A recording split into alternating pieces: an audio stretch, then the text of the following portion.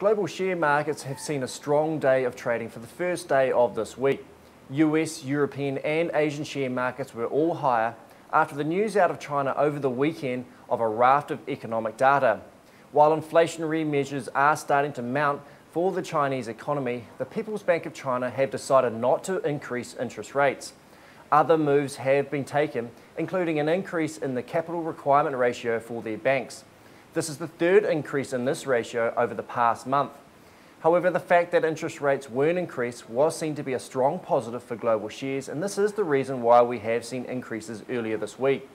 The NZX 50 did increase on Monday, despite the news that Pike River Coal has been put into receivership following the death of 29 miners.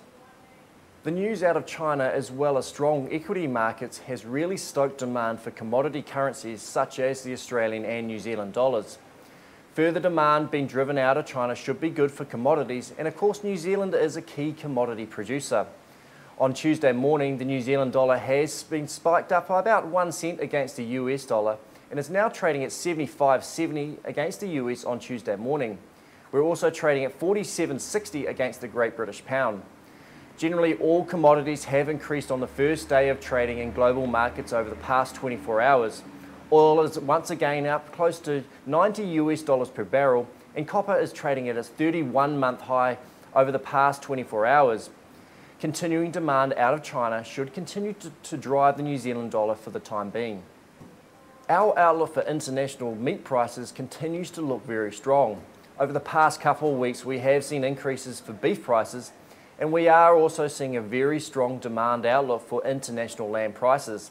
Over the past couple of weeks, we have seen further increases for UK and US lamb prices, and the demand does seem to be continuing right through the Christmas period.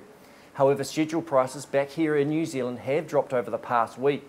This is likely to be a factor of the dry weather that is meaning that farmers are putting more stock through processing plants. The short-term outlook for schedules is that we could see further weakening. However, we continue to expect to see schedules average much higher than last year levels.